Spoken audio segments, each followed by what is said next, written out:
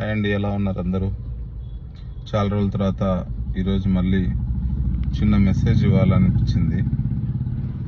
ముందుగా అందరికీ నూతన సంవత్సర శుభాకాంక్షలు.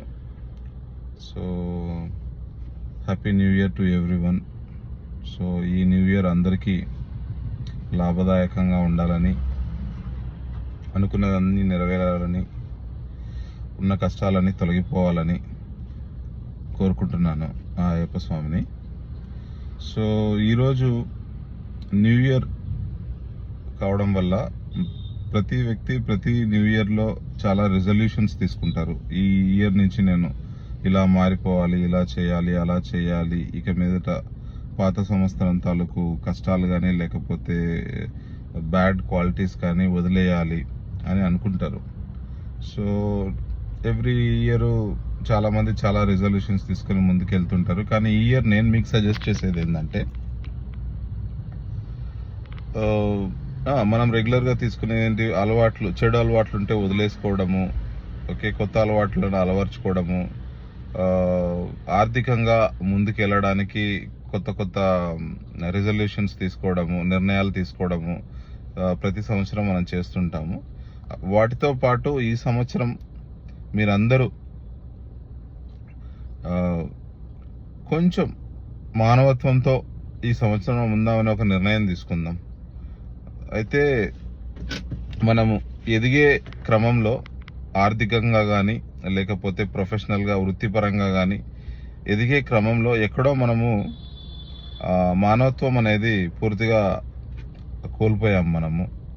ఓకే, పక్క వ్యక్తి ఎదుగుతుంటే మనము ఓర్చుకోలేకపోతున్నాము.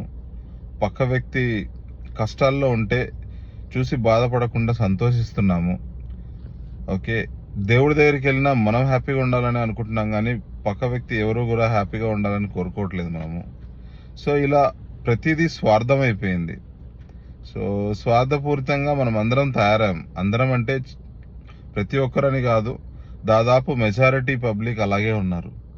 సో ఈ సంవత్సరం మనము ఖచ్చితంగా మానవత్వంతో ఉందాం, మంచిగా ఆలోచిద్దాం, మంచి జరగాలనే కోరుకుందాం. మనకు మాత్రమే కాదు, అందరికీ మంచి జరగాలని కోరుకుందాం. హానెస్ట్గా ఉందాం. సో ఇది ఈ సంవత్సరం ట్రై చేసి చూడండి, చాలా ఆనందంగా ఉంటుంది, చాలా ప్రశాంతంగా నిద్రపడుతుంది. నేను చాలా రోజుల నుంచి ట్రై చేస్తున్నాను.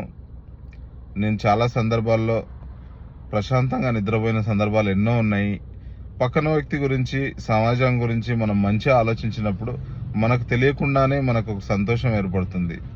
ఓకేనా, మన మనసులో ఎటువంటి చెడు అభిప్రాయాలు, చెడు ఉద్దేశాలు లేనప్పుడు మన జీవితం, మన రోజు కూడా ఆ పర్టికులర్ డే కూడా చాలా హ్యాపీగా ఉంటుంది. పోయి పడుకుంటే చాలా ప్రశాంతంగా నిద్ర వస్తుంది. ఎందుకంటే మనం ఎటువంటి చెడు అనేది మన బాడీలోకి అలౌ చేయట్లేదు కదా.